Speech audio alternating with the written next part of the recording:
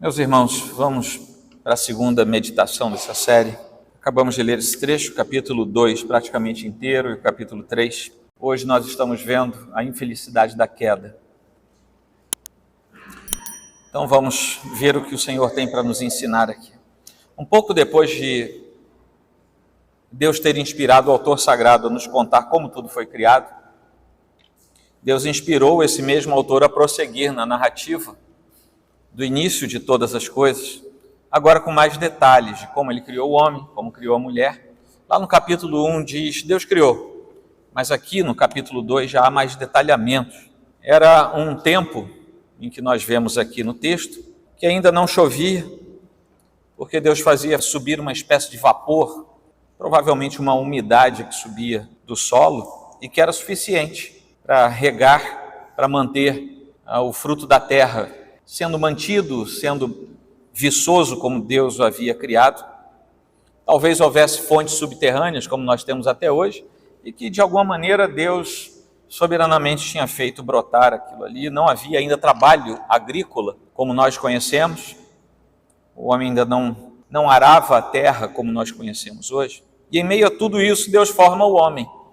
Em meio a essa descrição, Deus forma o homem do barro, do pó da terra, sopra nele. Não é interesse desta exposição detalhar de que maneira isso pode ter acontecido, até porque a Escritura não dá maiores informações a não ser dizer, Deus fez, soprou e ele virou alma vivente. Então isso é suficiente para nós entendermos a verdade por detrás disso. O ser humano foi criado por Deus, assim como todas as coisas criadas, mas o ser humano foi criado de modo especial por Deus, sendo-lhe, portanto, conferida uma posição na qual estávamos de modo diferenciado, até que algo aconteceu.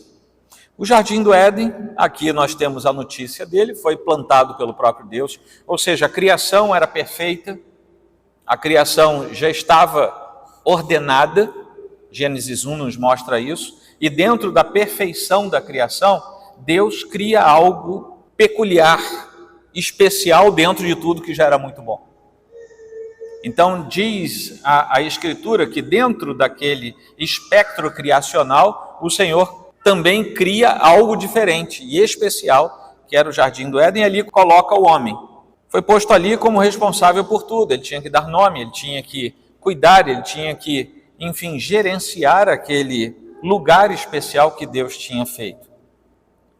Podia comer de tudo, com exceção de uma árvore que Deus disse para ele, não coma porque não vai dar certo.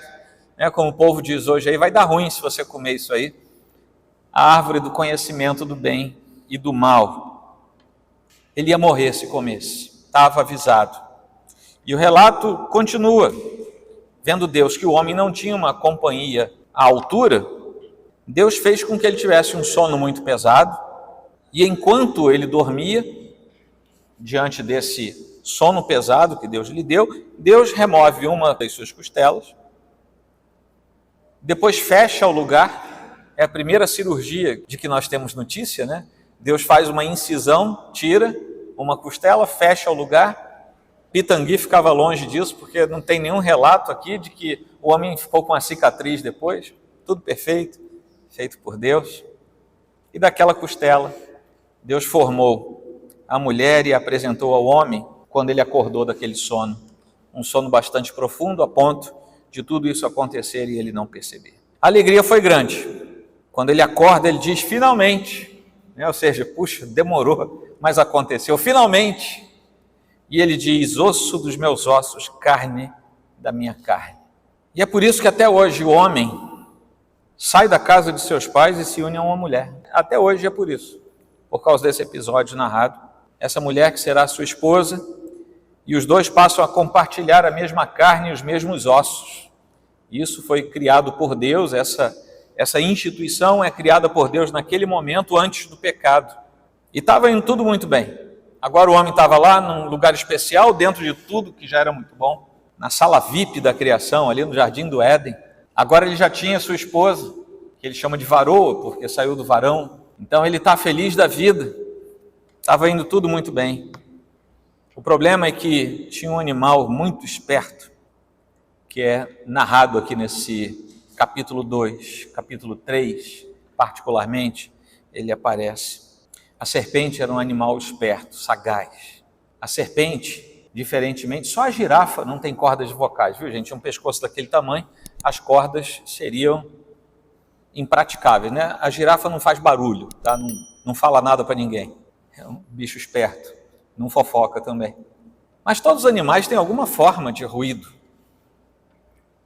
A serpente sibila. Vocês já notaram? O sibilar talvez seja o ruído da comunicação animal mais próximo com falar baixinho no ouvido de alguém, algo que você não quer que os outros também ouçam. Não é à toa que a serpente passa a ser considerada na tradição judaico-cristã como um animal não apenas perigoso, mas muito traiçoeiro. Temos que ter cuidado com o sibilar da serpente, porque até hoje está por aí. Então a serpente chega perto da mulher e fala para ela, vem cá, como é que é essa história? O que Deus fala? E a mulher se deixa levar, porque a serpente diz para ela assim, não, aquela árvore ali que Deus falou, não tem nada de errado naquela árvore, não tem nada de anormal, aliás, ela é bonita. Olha só que fruto bacana que ela tem, sabe? E depois um pouco daquela conversa desastrosa entre a mulher e a serpente, que aliás a gente não sabe se antes do pecado havia alguma forma de interação entre o ser humano e os animais, a gente não sabe. Mas o fato é que Eva não achou esquisito uma serpente conversar com ela. Eu acharia estranho. Aparece uma serpente ali, Joel, ó, que coisa esquisita. Eva não, ô mulher, ela, oi serpente, tudo bem com você? Eu não sei como é que foi essa conversa, mas é estranho nós pensarmos que ela não achou esquisito e deu conversa. Eva se deixou levar, o problema todo é que a serpente induziu dúvida na certeza que Eva tinha. Eva tinha ouvido a palavra de Deus dizendo, não comam, quando vocês comerem vocês vão morrer. A serpente diz, não, talvez não seja bem assim, talvez não seja bem assim, né? E aquele silvo, aquele sibilar entra na alma de Eva e ela tem o florescer de algo no seu coração que não poderia ter florescido, a dúvida. A dúvida quanto à palavra de Deus foi o elemento que fez com que ela fosse derrubada. Seu marido estava ali do lado, não cumpriu o seu papel de cabeça do lar, não impediu Eva de comer do fruto, pelo contrário, deixou que ela comesse e ainda comeu junto com ela. Os dois caíram, e aí Deus, na viração do dia, conforme ele tinha a prática de fazer, aparece e conversa com os dois. O que vocês estão fazendo? Cadê vocês? E nenhuma fala de confissão aparece ali, mas vem uma fala de acusação. Adão acusa Eva, ele acusa o osso dos seus ossos e a carne da sua carne, quase como dizendo, Deus, não está vendo que a mulher que você me deu, que o Senhor me deu, é que é a culpada dessa história? Aí Deus olha para Eva e fala, Eva, o que está rolando? E Eva diz assim, quase acusando Deus, a serpente, que foi o Senhor que fez, me induziu e eu caí. Deus vira para a serpente e fala, o que está acontecendo? A serpente provavelmente não sibilou nada de volta, porque não tem nada narrado aqui, mas ali acontece o primeiro pecado, o pecado que nós chamamos de pecado original. Aqueles seres humanos se perceberam nus, pela primeira vez tiveram medo e vergonha, e logo de Deus. Pela primeira vez o homem pecou, pela primeira vez o homem estava nu diante de Deus, devassado diante do Senhor. E ali Deus estabeleceu a separação entre ele, o Deus Santo, e a criação, que agora estava maculada pelo pecado. Por que toda a criação estava maculada pelo pecado? Porque ao criar todas as coisas, Deus pega o homem e sujeita tudo a ele. Obviamente, se o homem peca, tudo que estava abaixo dele peca junto com ele. Não pelo pecado de ter praticado, né? O gnu, o leão, a borboleta não pecaram por terem praticado, mas pecaram por terem recebido a mácula do pecado daquele que era o cabeça federal, não apenas da raça, como também do gerenciamento de toda a criação que Deus tinha feito. Aí Deus precisou matar um animal, Primeiro pecado, primeiro medo, primeiro pavor, primeira vergonha, primeira morte, primeiro sangue derramado, porque aquelas folhas tinham que sumir para ter uma veste mais permanente. O primeiro animal é morto, a sua pele é tirada. Para cobrir a nudez, foi necessária aquela pele. Deus precisou expulsar o homem e a mulher do jardim, teve que colocar um anjo, um querubim, para que eles não voltassem, porque ali ainda havia uma árvore especial que eles não podiam comer, a árvore que daria a vida e uma vida permanente a eles. Ao final de tudo, Deus providenciou a salvação e externou a promessa do resgate para pecadores como Adão, como Eva, como Joel, como todos nós aqui. Há um Deus santo que nos envia o seu Filho amado, a fim de nós termos o resgate.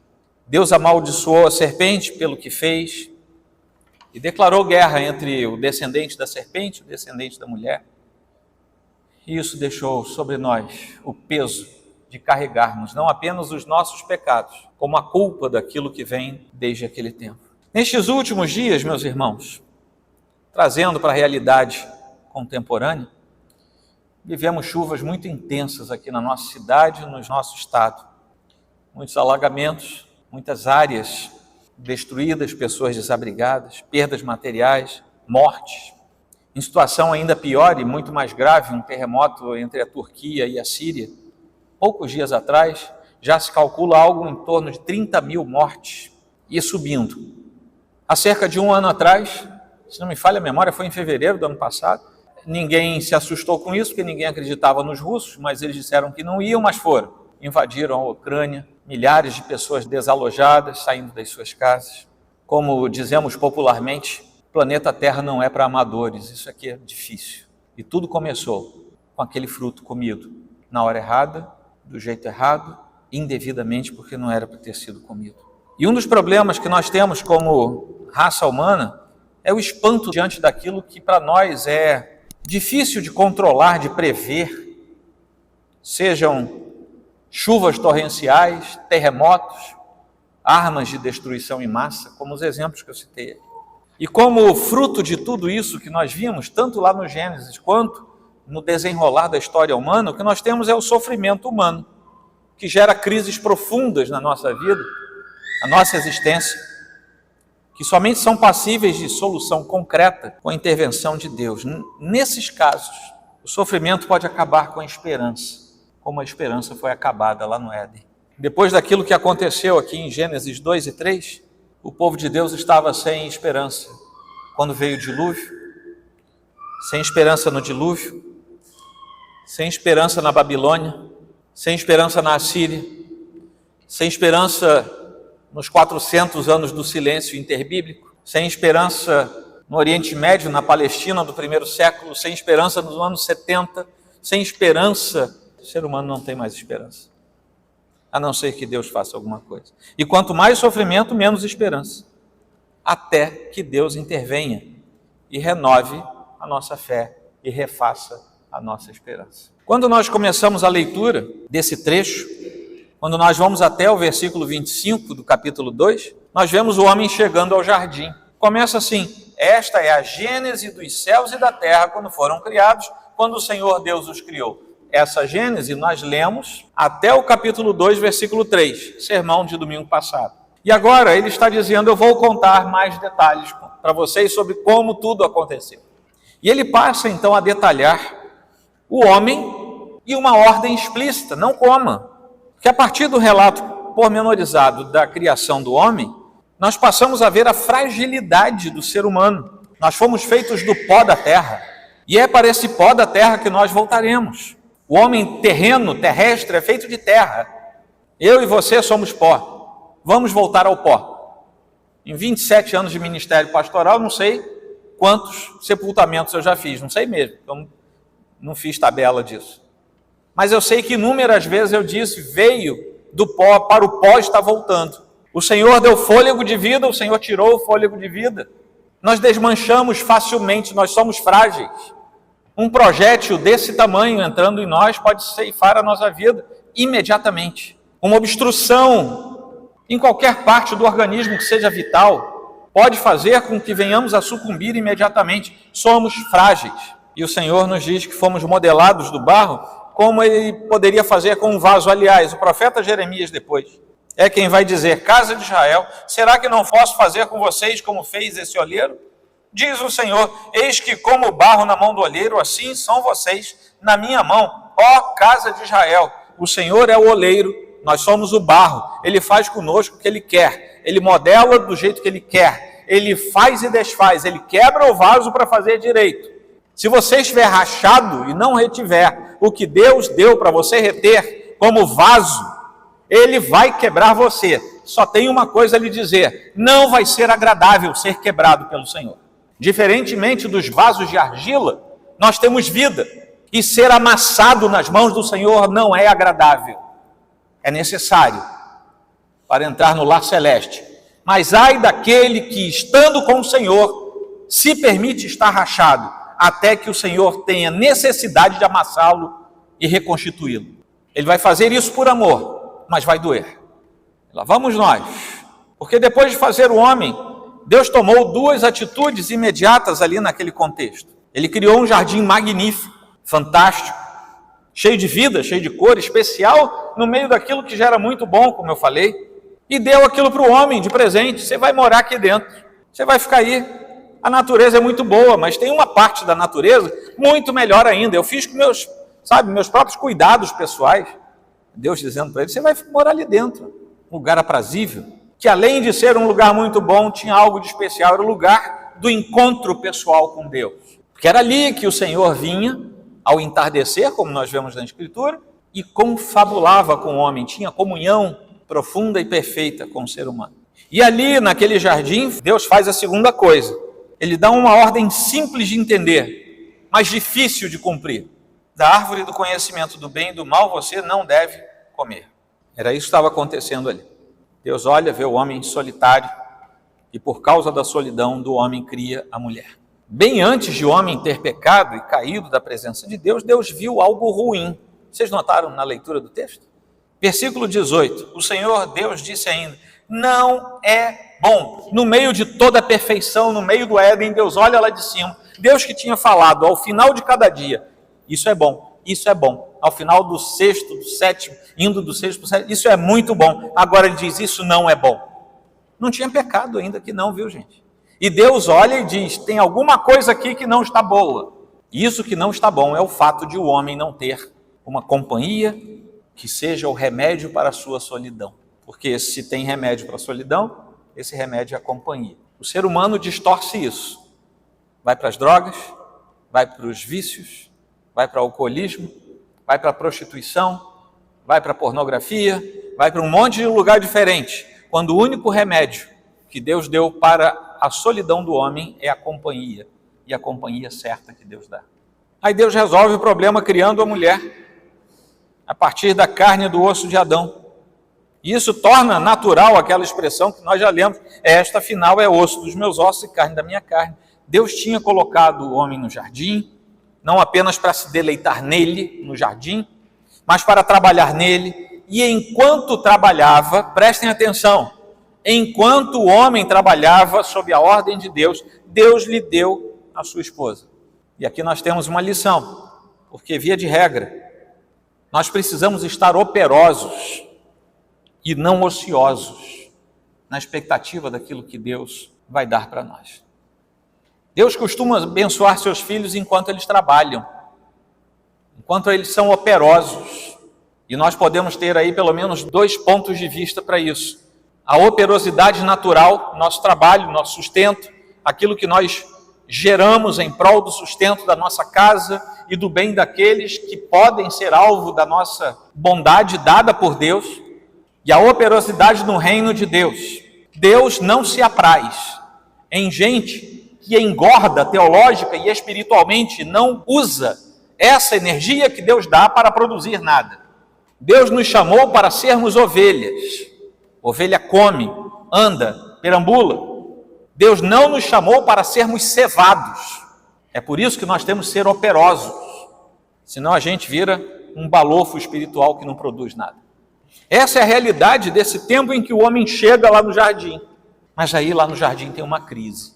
E essa crise é descrita no capítulo 3. Logo no comecinho, essa crise vai ser descrita. Porque o mal chega perto do ser humano com astúcia.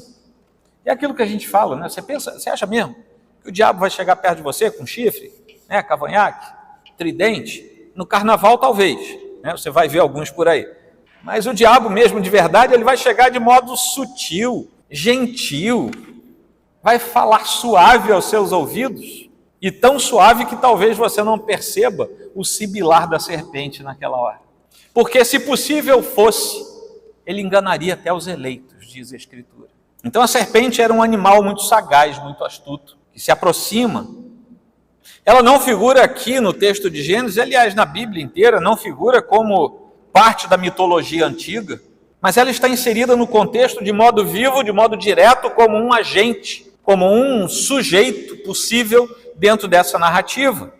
E é o primeiro caso registrado na Escritura do uso da habilidade da fala para trazer confusão, ao invés de trazer paz e direção.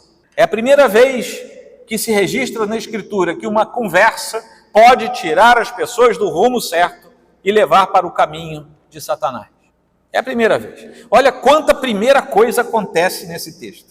A serpente expressa o contrário a Deus. Ela expressa o antideus. Ela expressa o adversário de Deus. Expressa o contrário a tudo que Deus criou em perfeição, a tal ponto que mais tarde ela é identificada ao longo da Bíblia, não aqui explicitamente, mas ao longo da Escritura, como adversário, o acusador, Satanás, o diabo. É um ser mais esperto, mais sagaz do que o ser humano e busca nos tragar. Se possível, fosse até mesmo os eleitos, como eu acabei de falar. A ardilosa serpente trabalha implantando dúvidas na mente de Eva. E como é que ela faz isso? Distorcendo a palavra de Deus. E uma vez em dúvida quanto a Deus e quanto à sua palavra, Eva dá crédito à serpente, agasalha o pecado em seu coração e num dado momento ela pratica o pecado. O pecado entra na mente através da dúvida, é agasalhado no coração e depois ele é praticado. Então eles desobedecem. Adão e Eva desobedecem. A culpa não é maior de Eva, porque foi a primeira. A culpa não é maior de Adão, porque também comeu. A culpa é de ambos, cada um com a sua responsabilidade. Se eu tivesse que fazer uma métrica, mas isso é meu, a Bíblia não fala assim, eu estou supondo, talvez eu dissesse que Adão era o mais culpado, porque ele estava ali, ele tinha uma responsabilidade, que era preservar não só a si mesmo, como a sua mulher. Afinal de contas, era osso dos seus ossos e carne da sua carne. E ele a deixou que ela fizesse aquilo. Bem e mal não representam nada especial ou exclusivo de Deus, que não pudesse ser atingido pelo ser humano, abraçado pelo ser humano. Tanto é verdade que ao comer o ser humano passa a conhecer o bem e o mal. São formas de expressar a capacidade de arrazoar e de decidir a partir de um conjunto de noções éticas e fazer julgamentos morais. O ser humano não fazia isso porque tudo vinha da parte de Deus. Mas uma vez que ele passa a fronteira que Deus tinha delimitado, ele agora é responsável por tomar as suas próprias decisões. O conceito moral precisa ser assimilado por ele e ele precisa discernir o que é bom e o que é mal. Aí é que está o problema, porque agora ele pecou. Mas ele peca e agora se vê na necessidade de ser o ser que discerne e toma decisões. Obviamente, tendo pecado, as suas decisões serão sempre as piores possíveis. Isso é o que representa o bem e o mal, que nós vemos ali no texto de Êxodo. Hoje também é fácil, eu falei que essa ordem era fácil de entender, é muito fácil entender, não pega daquela árvore e não come. Está vendo ali? Não vai lá, não come dessa árvore. Isso é fácil de entender. O problema é obedecer. Hoje também é muito fácil entender as ordens de Deus, mas continua sendo muito difícil cumprir a sua vontade santa, ainda mais agora que somos seres caídos. Como diz um pastor, me esqueci agora quem foi. O difícil não é entender o que a Bíblia diz, o difícil é engolir o que a Bíblia diz. É isso que é difícil. Desobediência matou no Éden, desobediência continua matando hoje. Depois da queda, o ser humano passa a ser egocêntrico, antropocêntrico, e deixa a direção de Deus em segundo plano, quando não ignora totalmente a direção de Deus. E com tudo isso vem a negação, vem o castigo, mas vem também, por misericórdia, a graça de Deus. Eva tinha aceito a instigação da serpente. Adão não cumpriu seu papel de cabeça do lar, deixou que Eva caísse. Ele mesmo se entregou ao pecado e comeu do fruto junto com ela. E uma vez que tudo isso acontece, eles começam a negar as coisas. E essa foi a primeira ação deles, depois do conhecimento do bem e do mal. Vamos negar, vamos acusar um ao outro, vamos esfacelar essa ordem. E vocês vejam bem que ter assimilado o conhecimento do bem e do mal destruiu a condição moral que agora o homem tinha que gerenciar na sua vida. Pela primeira vez tiveram medo de Deus, pela primeira vez tiveram vergonha de Deus, mas Deus não deixa a sua criatura, mesmo infiel, de lado. Aí depois você pode ler 1 João, capítulo 1, você vai ver isso. Somos infiéis, mas Deus não deixa de ser fiel, nunca, desde sempre. Milênios depois, o bom pastor vem a nós em Jesus Cristo em busca da ovelha que estava perdida, e todo aquele que até hoje ouvir a sua voz, reconhecer a sua voz e for atrás dele, será salvo. E diante de tudo, Deus começa, naquele momento pela serpente, ele vem de trás para frente, ele fala com o homem, com a mulher e com a serpente. Aí ele começa a amaldiçoar a serpente, e ele amaldiçoa como um animal criado, depois amaldiçoa a mulher, e faz um destaque ali sobre a dor do parto, e depois amaldiçoa o homem. Você já trabalhava, mas o resultado do seu trabalho era muito bom, era prazeroso. Agora você vai trabalhar, você vai ter que suar, vai ser difícil, vai ter espinho para você tirar da frente, pedregulho para você tirar, para poder você conseguir comer e levar comida para a sua casa. E ali Deus trocou as vestes de folhas por peles. O primeiro sacrifício feito nesta terra, a primeira mancha de sangue no pó desta terra, aconteceu pelos atos de Deus, por misericórdia deles, para cobrir a nudez deles com peles. A nudez precisava ser tapada e para isso a morte foi necessária. E aqui nós temos Jesus Cristo sendo prefigurado de forma muito clara, o Cordeiro Santo de Deus, a ovelha muda que foi levada até o matadouro, o inocente sem pecado dando a vida por pecadores. O que aquele animal tinha a ver com Adão e Eva pecando? Não tinha nada, mas foi a vida dele que cobriu a nudez daqueles homens pecadores, de Adão e de Eva. Havia uma solução, porque assim como a pele cobriu a nudez, a graça cobriria o pecado. A pele da ovelha cobre a nudez. A graça do Senhor, na morte do Cordeiro Santo, encobre os nossos pecados e nos redime diante do Senhor.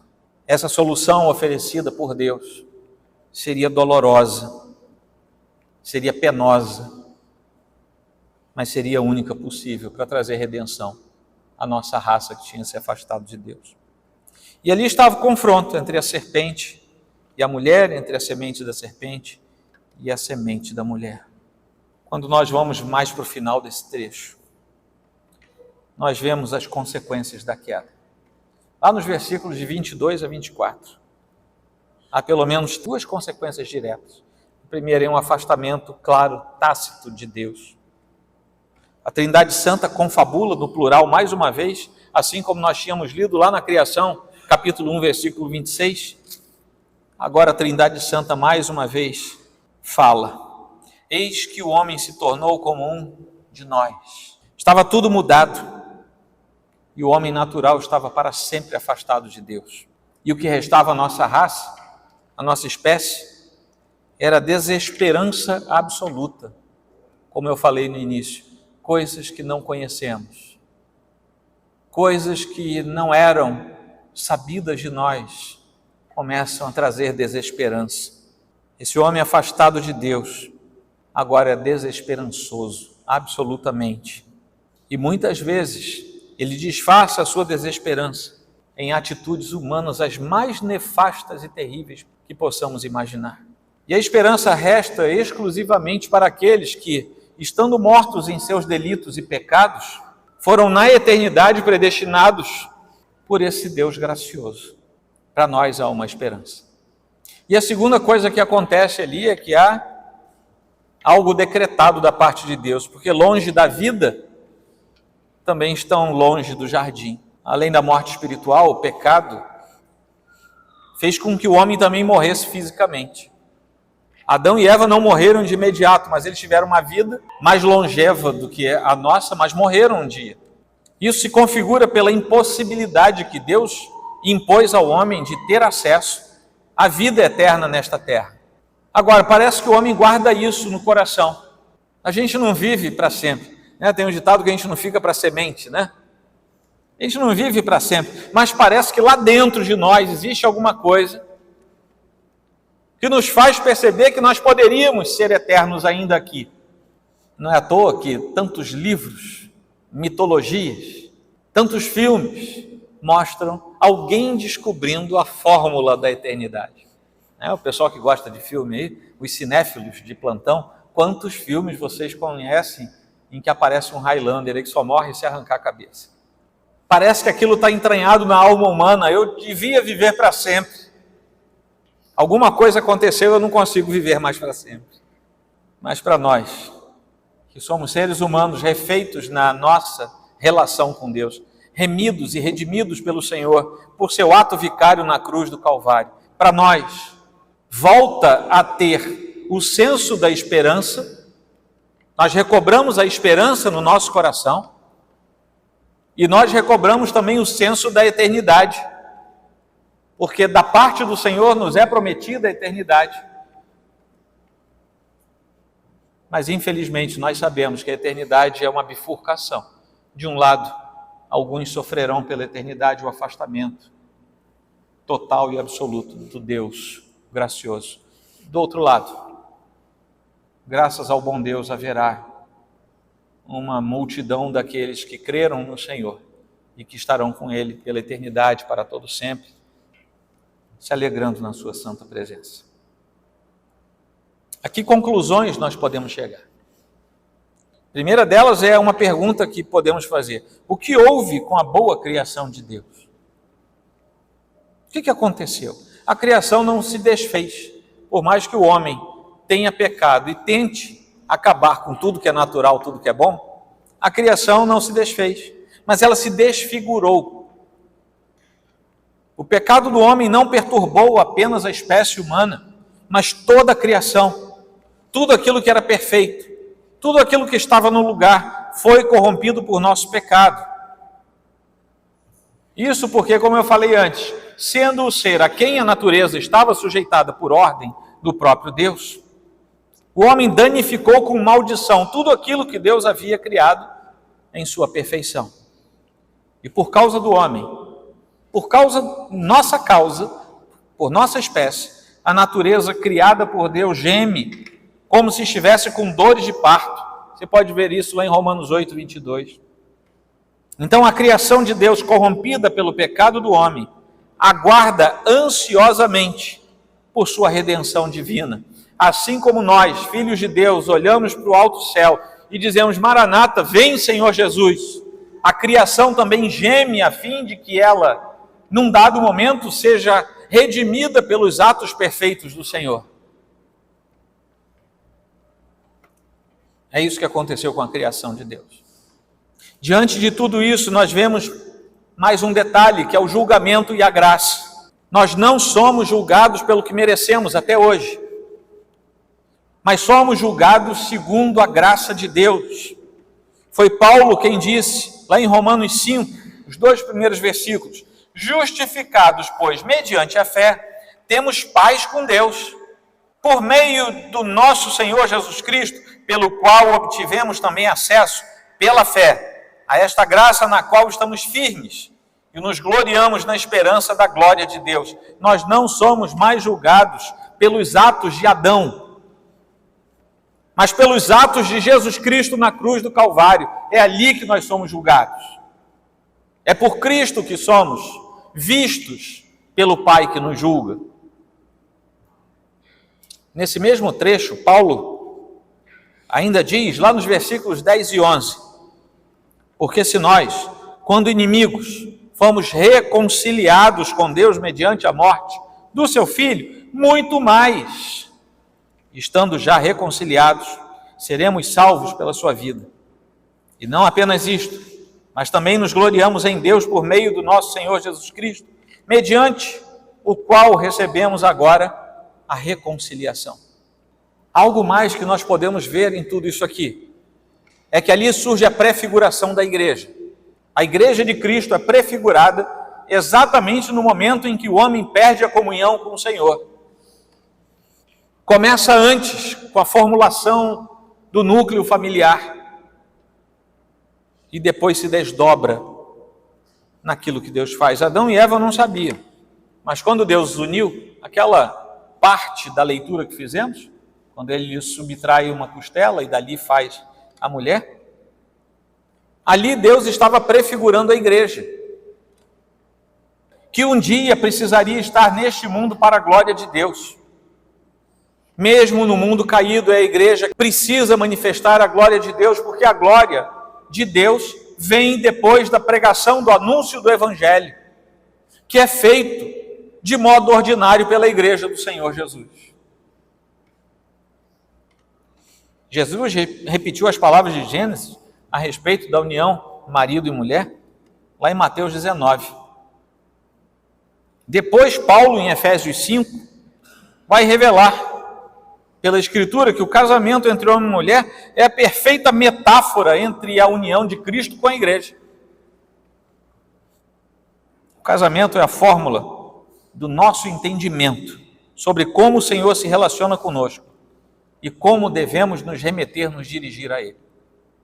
Se ninguém tivesse mais nenhuma explicação, isso aqui bastaria para dizer: entenderam por que o casamento à luz de Cristo, à luz da Escritura, é algo indissolúvel? Porque Deus não rompe o seu vínculo com a igreja. Também vemos que a esperança é inaugurada, a desesperança dos fatos desconhecidos e nefastos que tinham abraçado a nossa raça, e assim vai até o último dia, quando o Senhor chamar a sua igreja. Até o último dia, a desesperança vai graçar este planeta, seja por eventos da natureza, seja por eventos de conflitos contundentes entre a nossa própria raça. Até o último dia, desesperança vai ser um dos elementos, vai ser um dos aios sobre a natureza humana. E o homem vai buscar eliminar essa falta de esperança com esperanças fúteis, que não são a resposta adequada para eliminar. Aí tem coisas passageiras. Aquela carreira de cocaína que vai deixar o sujeito alegre durante alguns minutos. Aquela pedra de crack que vai tirá-lo da realidade durante um tempo. Aquela garrafa de bebida forte que vai fazê-lo sair de uma realidade mais concreta. Aquele envolvimento desregrado de sexualidade humana em qualquer meio que desperta prazeres momentâneos e imediatos. Tudo isso é a busca do ser humano por uma alegria que tente ofuscar, em parte pelo menos, a desesperança da sua alma. E não vai conseguir. E por que não consegue? Porque aquilo é passageiro. Depois, precisa retomar. Precisa de mais uma dose, precisa de mais uma injetada, precisa de mais uma cheirada, precisa de mais e de mais. Porque não tem serotonina que resolva o problema do ser humano. Porque a desesperança não está aqui do lado de fora, ela está aqui dentro, pela ausência de um Deus verdadeiro e poderoso. Essa desesperança só sai da alma humana quando a redenção é anunciada e nós voltamos a ter esperança, a bendita, a bem-aventurada esperança em Cristo Jesus, como nos diz o apóstolo São Paulo.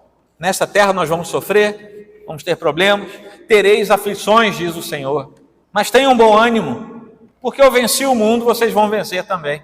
Isso é uma esperança renovada, a redenção que Cristo nos traz, e que a semente da mulher experimenta, refaz em nós a esperança e modela a alegria em nosso coração. Somente quem tem Cristo tem esperança e tem alegria. Quaisquer sensações de esperança e alegria sem Cristo são passageiras, são falsas, são fake news. A morte perde o sentido para os filhos de Deus. Não tememos a morte, porque nós ganhamos a promessa da vida eterna, que nos deu garantias que vão além da nossa própria raça. Quem promete aquilo é Deus, e se Ele promete, aquilo é verdade. Um dia a nossa raça foi expulsa do jardim, mas os que foram regenerados por Deus estarão um dia novamente com o próprio Deus num jardim eterno. Curiosamente, o livro de Apocalipse diz que lá também tem uma árvore da vida. Aquela árvore que foi proibida lá na saída do Éden, não sei se literal ou metaforicamente, parece que foi transplantada e está lá na Nova Jerusalém esperando por nós. E a nossa certeza, como diz Tito, lá no capítulo 2, versículos de 11 a 13, é que a graça de Deus se manifestou trazendo salvação a todos. Ele nos educa para que, renegadas a impiedade e as paixões mundanas, lembram, são as paixões mundanas que fazem com que tenhamos falsas alegrias, falsas esperanças. Vivamos neste mundo de forma sensata, justa e piedosa. Ora, nós não comemos da árvore do conhecimento do bem e do mal? Viver de maneira sensata, justa e piedosa é conseguir discernir aquilo que nos cerca e, no momento de tomar decisões, tomá-las o mais próximo possível daquilo que seria a decisão dada por Deus para nós. Agora é nossa responsabilidade tomar decisões. Os princípios dos condutos éticos e morais estão agora sob nossa responsabilidade. Por isso que Tito nos fala, sensata, justa e piedosa, aguardando a bendita esperança e a manifestação da glória de nosso grande Deus e Salvador, Jesus Cristo. E aplicando, para encerrar, tenho apenas 3 aplicações. Nós caímos por causa da sugestão da serpente, que se valeu de 2 coisas. Ela se valeu da mentira e da distorção da palavra de Deus. Precisamos ter cuidado com as mentiras do diabo. Precisamos ter cuidado com as mentiras das pessoas também. Não é só o diabo que mente, pessoas também mentem. E tome cuidado para você também não virar um mentiroso. 3 cuidados. Cuidado com a mentira do diabo, cuidado com a mentira das pessoas e cuidado com a sua própria mentira. Não se torne um mentiroso. Porque daí para distorcer o conselho de Deus vai ser um pulo. Então, um mentiroso dizer que Deus disse o que ele nunca disse vai ser um pulo. Ele já está acostumado a mentir. Para um mentiroso dizer que Deus não disse o que de fato ele disse também é um pulo. Ele já está acostumado a mentir. Se ele mente sobre as coisas dele e dos outros, por que ele não vai mentir sobre as coisas de Deus? O que mais a gente vê por aí, gente, é gente na televisão com a Bíblia aberta, dizendo, eu vou falar o que está na palavra de Deus. E o que você vê parece o inimigo tentando Jesus lá no deserto, usando a palavra de Deus com outras finalidades. Isso é mentira. A distorção da palavra de Deus parte da palavra de Deus, que é aplicada de maneira distorcida. Afinal de contas, Satanás é mentiroso desde sempre. E ele é o pai da mentira. E todo mentiroso é seu filho. Reverendo Joel Teodoro que falou? Não, foi João, o apóstolo, o evangelista, que escreveu isso no capítulo 8 do seu evangelho, versículo 44. Todo mentiroso é filho do diabo. Segunda aplicação. O pecado é o maior de todos os males que se abateu sobre nós. A fonte de todas as mazelas que nós e toda a criação passamos a enfrentar. No entanto, é muito comum nós termos medo de coisas menores. A gente tem medo de doença, a gente tem medo de coisa perigosa. Não passa ali agora não, deve ser, né? A gente tem medo dessas coisas. A gente tem medo dos perigos, tem medo da morte. Morte fortuita, né? Puxa vida, como é que o cara morreu daquele jeito? Mas comumente o homem natural não tem medo do maior de todos os males, porque ele fica cego diante dele. Ele vê tudo, ele vê o perigo, ele vê arma de fogo, ele vê de extinção em massa, ele vê doença, ele vê tudo, ele só não vê o pecado. Ele está cego para o pecado. Qual é o nosso papel, além de cuidarmos daquela questão da mentira que eu falei na primeira aplicação? Cuidado com o pecado, porque o pecado conduz à morte.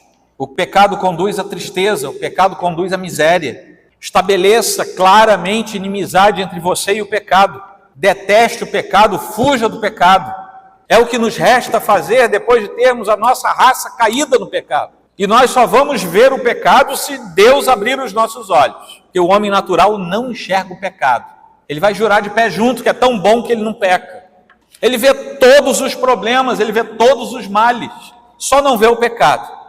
Mas é claro, diante do pecado ele está morto em seus delitos e pecados. Ele não vê, ele não enxerga. Se Deus não der vida e abrir os seus olhos, ele nunca vai ver o pecado. Mas você já viu o pecado. Se você é filho de Deus, se você é nascido do Senhor, você sabe o que é pecado. Fuja do pecado, ponha limite na sua proximidade do pecado, não se aproxime do pecado, ponha barreiras, imponha a vontade de Deus, seja inimigo do pecado. E a terceira e última aplicação é que existe sim uma esperança para nós. E ela está exclusivamente centrada na pessoa de Jesus Cristo. Qualquer solução para qualquer problema será absolutamente inócua se não passar por Jesus Cristo. Somente em Jesus Cristo a vida em abundância, a vida eterna, e por isso somente nele a paz e a esperança concreta, construída pela presença de Deus na vida daquele que foi reconciliado com o próprio Deus. Amém? Vamos inclinar nossa fronte.